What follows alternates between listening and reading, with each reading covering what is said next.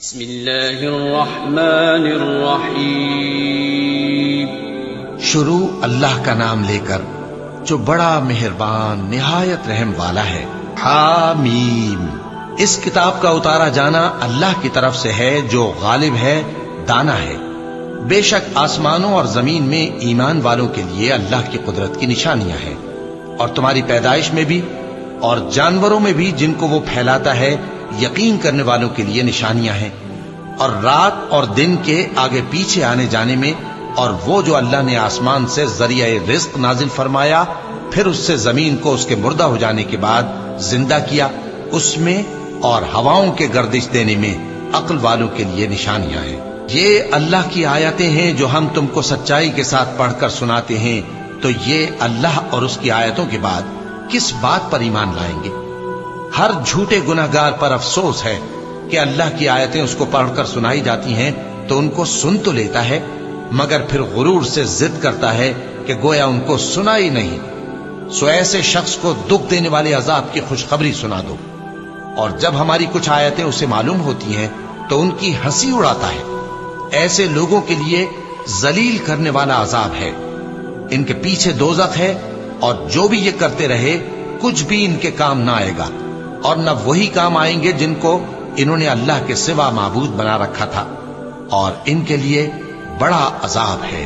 یہ ہدایت کی کتاب ہے، اور جو لوگ اپنے پروردگار کی آیتوں سے انکار کرتے ہیں ان کو سخت قسم کا درد دینے والا عذاب ہوگا۔ اللہ ہی تو ہے جس نے سمندر کو تمہارے قابو میں کر دیا تاکہ اس کے حکم سے اس میں کشتیاں چلیں، اور تاکہ تم اس کے فضل سے معاش تلاش کرو، اور تاکہ شکر کرو۔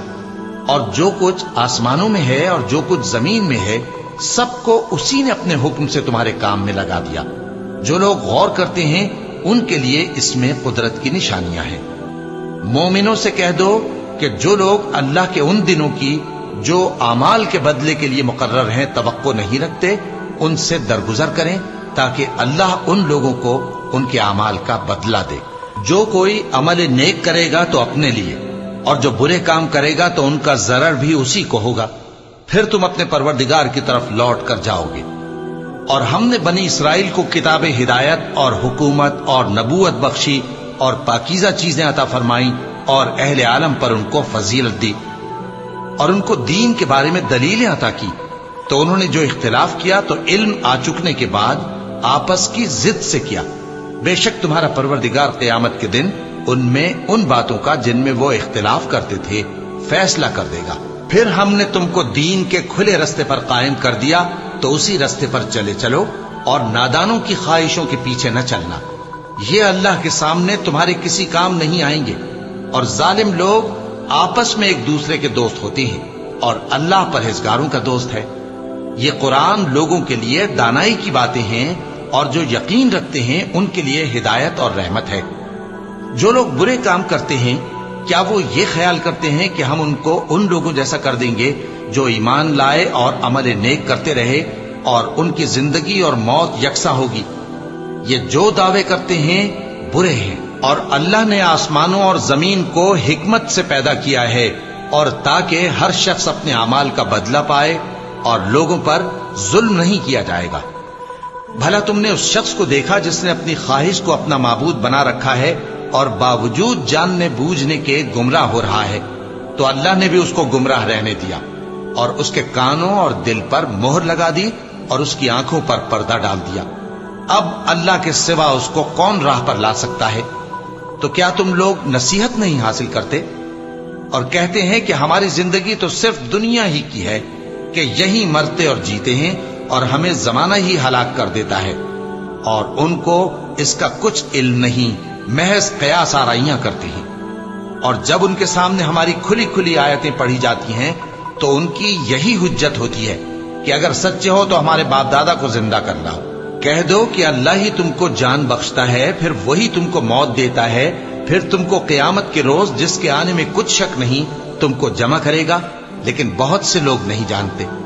اور آسمانوں اور زمین کی حکومت اللہ ہی کی ہے، اور جس روز قیامت برپا ہوگی اس روز اہل باطل خسارے میں پڑ جائیں گے، اور تم ہر ایک فرقے کو دیکھو گے کہ گھٹنوں کے بل بیٹھا ہوگا، اور ہر ایک جماعت اپنی کتاب اعمال کی طرف بلائی جائے گی. جو کچھ تم کرتے رہے ہو آج تم کو اس کا بدلہ دیا جائے گا. یہ ہماری کتاب تمہارے بارے میں سچ سچ بیان کر دے گی. جو کچھ تم کیا کرتے تھے ہم لکھواتے جاتے تھے. اب جو لوگ ایمان لائے اور نیک کام کرتے رہے ان کا پروردگار انہیں اپنی رحمت کے باغ میں داخل کرے گا. یہی کھلی کامیابی ہے. اور جنہوں نے کفر کیا ان سے کہا جائے گا کہ بھلا ہماری آیتیں تم کو پڑھ کر سنائی نہیں جاتی تھیں؟ مگر تم نے تکبر کیا اور تم نافرمان لوگ تھے. اور جب کہا جاتا تھا کہ اللہ کا وعدہ سچا ہے اور قیامت میں کچھ شک نہیں تو تم کہتے تھے ہم نہیں جانتے کہ قیامت کیا ہے. ہم اس کو محض خیالی سمجھتے ہیں اور ہمیں یقین نہیں آتا. اور ان کے اعمال کی برائیاں ان پر ظاہر ہو جائیں گی اور جس عذاب کی وہ ہنسی اڑاتے تھے وہ ان کو آ گھیرے گا. اور کہا جائے گا کہ جس طرح تم نے اس دن کے آنے کو بھلا رکھا تھا اسی طرح آج ہم تمہیں بھلا دیں گے. اور تمہارا ٹھکانہ دوزخ ہے اور کوئی تمہارا مددگار نہیں.